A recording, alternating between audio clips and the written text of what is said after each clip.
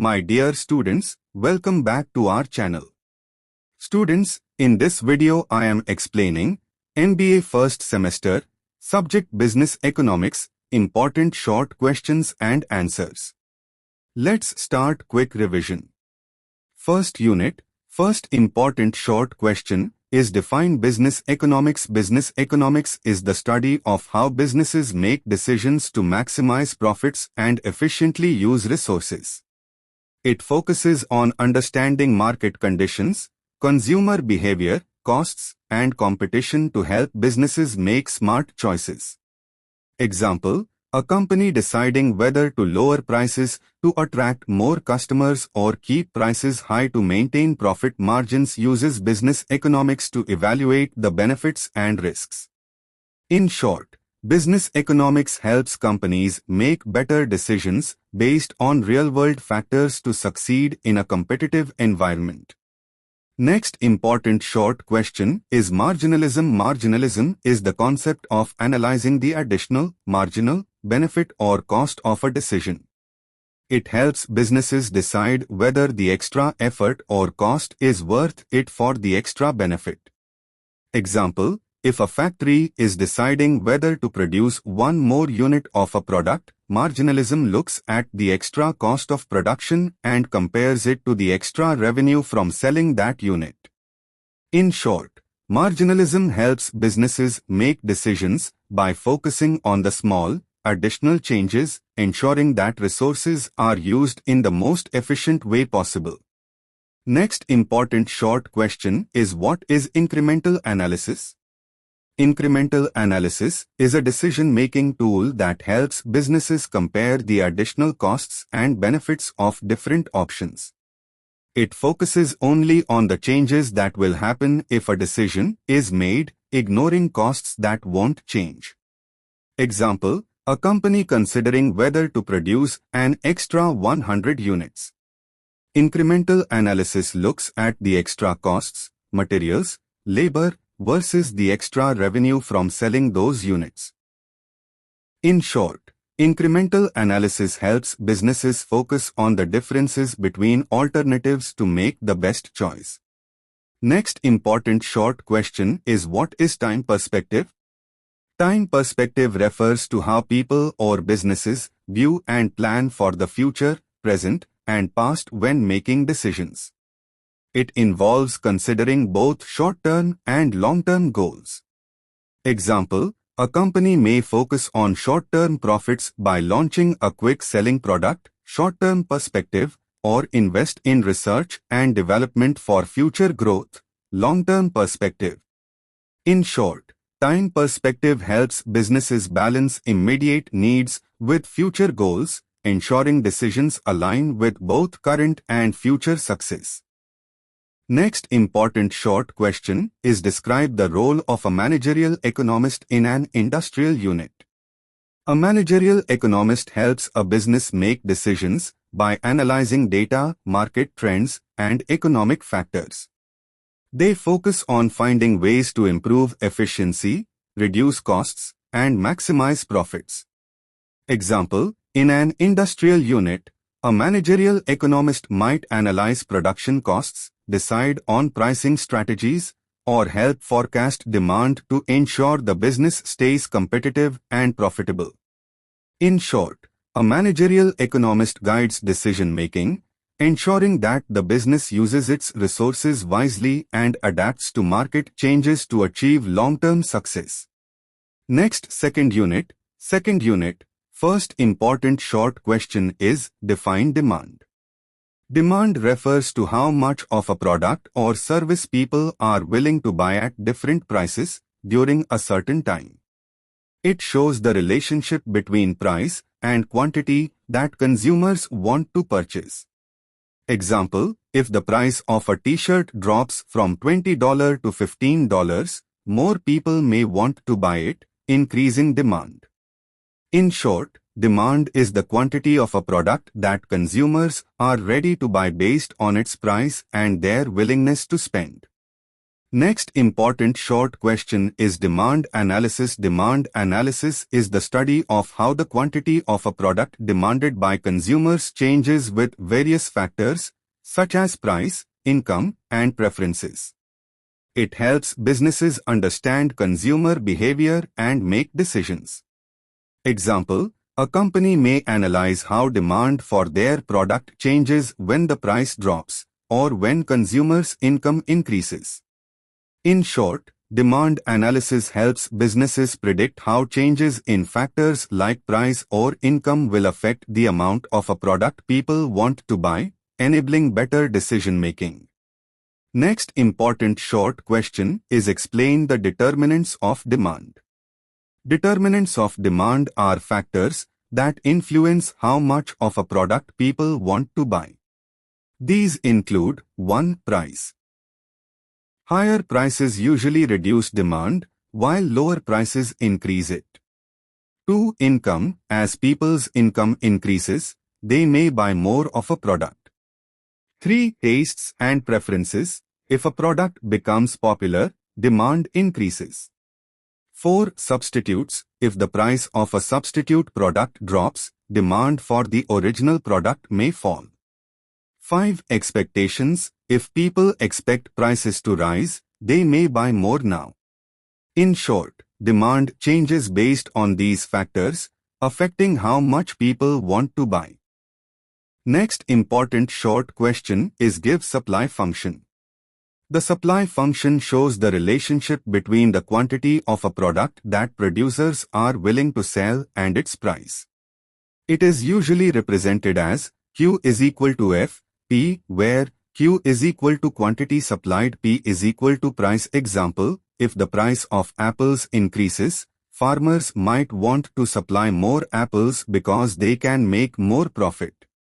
In short, the supply function explains how the quantity of a product that producers are willing to sell changes when the price changes. It shows the direct relationship between price and quantity supplied.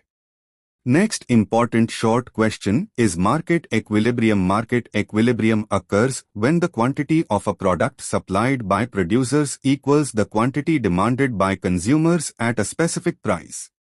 This is the point where the supply and demand curves meet. Example, if the price of a sandwich is set at $5 and at that price, the number of sandwiches consumers want to buy is exactly equal to the number producers are willing to sell, the market is in equilibrium. In short, market equilibrium ensures there's no shortage or surplus of goods, and the price is stable for both buyers and sellers. Next, third unit. First important short question is, what is production function? A production function shows the relationship between the inputs, like labor, raw materials, and machinery, and the output, finished products, a business can produce. It helps understand how changing the amount of inputs affects the level of output. Example, if a factory hires more workers, the production function can show how much more products it can produce with the additional labor. In short, the production function helps businesses understand how to combine resources efficiently to maximize output and improve productivity. Next important short question is give importance of production function. The production function is important because it helps businesses understand how to use their resources efficiently to produce goods or services. It shows how changes in inputs like labor or materials affect output. Example, if a company knows that adding more workers increases production, they can hire the right number to maximize output without wasting resources. In short, the production function helps businesses optimize resource use, minimize costs, and increase efficiency, leading to better decision-making and higher profitability. Next important short question is what are isocosts? Isocosts represent the different combinations of inputs, like labor and capital, that a business can buy for a given total cost. It's like a budget line showing all the possible ways a company can spend its money on resources. Example, if a company has $1,000 to spend, an ISO cost line will show how many workers and machines they can hire within that budget. In short, ISO costs help businesses understand how to allocate their budget to get the best combination of resources for production at a given cost. Next important short question is describe the relationship between ISO quants and ISO costs. ISO quants and ISO costs are related to each other in production decisions. ISO quants show the different combinations of inputs, like labor and capital, that produce the same level of output. ISO costs show the different combinations of inputs a company can afford for a given budget. Example, a business wants to produce 100 units, ISO quant, but must choose how to spend its budget on labor and machines, ISO cost. In short, the point where an ISO quant touches an ISO cost line represents the most efficient way to produce output within the budget. Next important short question is determinants of cost. The determinants of cost are the factors that affect the cost of production for a business. These include 1. Input prices, the cost of raw materials, labor, and capital. 2. Technology. Better technology can lower costs by improving efficiency. 3. Scale of production. Producing in larger quantities often reduces the cost per unit, economies of scale. 4. Management efficiency. Effective management can reduce waste and lower costs. Example, if the cost of raw materials increases, the total cost of production will rise. In short, costs depend on inputs, technology, scale, and management, all impacting the final production cost. Next, fourth unit. First important short question is market structures. Market structures refer to the way industries are organized based on factors like the number of firms, product types, and market power. The main types are 1. Perfect competition. Many firms sell identical products, example, fruits at a market. 2. Monopoly. One firm controls the market, example, local water supply. 3. Oligopoly. A few firms dominate the market, example, car manufacturers like Ford and Toyota. 4. Monopolistic competition. Many firms sell similar, but not identical, products, example, restaurants. In short, market structures influence competition, pricing, and choices available to consumers. Next important short question is what are the essential things to be considered as market? For something to be considered a market, several essential factors must be present. 1. Buyers and sellers. There must be people or businesses willing to buy and sell. 2. Product or service. There must be goods or services available for exchange. 3. Price. A price must be set for the product or service. 4. Competition. Multiple sellers should ideally compete to provide options. 5. Location. A physical or virtual place where buyers and sellers meet. Example, a local farmers market, where people sell and buy fresh produce, is an example of a market. In short, a market is where buyers, sellers, products, prices, and competition come together. Next important short question is define monopoly. A monopoly is a market structure where there is only one producer or seller controlling the entire supply of a product or service. This single seller has the power to set prices and control the market without competition. Example, if a local utility company is the only provider of electricity in an area, it is a monopoly. In short, a monopoly occurs when one company dominates the market, limiting choices for consumers and often leading to higher prices due to lack of competition. Next important short question is examine the salient features of monopoly. The key features of a monopoly are 1. Single seller. One company controls the entire market. 2. No close substitutes. There are no similar products to compete with. 3. Barriers to entry. Other companies cannot easily enter the market due to high costs or legal restrictions. 4. Price maker. The monopolist sets prices because there's no competition. 5. Market power.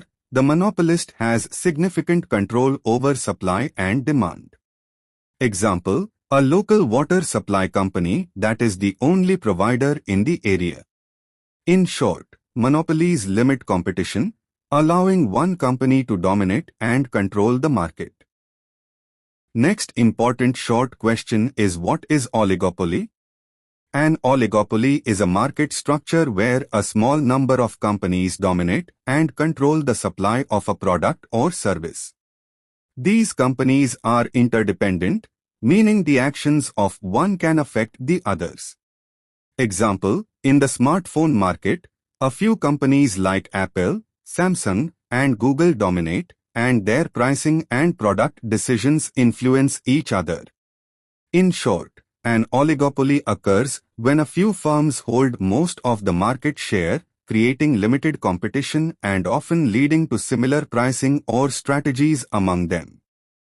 Next, fifth unit. First important short question is, give examples for price discrimination. Price discrimination is when a company charges different prices for the same product or service to different customers. Examples: 1. Movie tickets. Students and seniors often pay less than regular adults. 2. Airline tickets. Prices vary depending on when you book, early versus last minute. 3. Software. Some companies offer cheaper versions for students or non-profits. In short, price discrimination helps businesses maximize profits by charging different prices based on factors like age, time, or customer type. Next important short question is cost plus pricing. Cost plus pricing is a pricing strategy where a business sets the price of a product by adding a fixed markup to the cost of producing it. Example, if it costs a company $50 to make a product and they add a 20% markup, the selling price will be $60. In short, cost plus pricing ensures that a business covers its production costs and makes a profit. It's simple to calculate and helps businesses maintain consistent profit margins. However, it doesn't always consider market demand or competitor pricing. Next important short question is, what is transfer pricing? V.IMP. Transfer pricing refers to the pricing of goods, services, or intellectual property exchanged between divisions or subsidiaries of the same company, usually in different countries. It helps allocate profits and costs among the units. Example, if a subsidiary in one country sells products to another subsidiary in a different country, the price at which the product is sold between them is the transfer price. In short, transfer pricing ensures that companies set fair prices for internal transactions, which impacts taxes, profits, and compliance with international regulations. Next important short question is, what is fiscal policy? And explain its significance. Fiscal policy is the use of government spending and taxation to influence a country's economy. It aims to stabilize the economy by controlling inflation, reducing unemployment, and promoting growth. Example, during a recession, the government may increase spending on public projects or reduce taxes to boost demand and create jobs.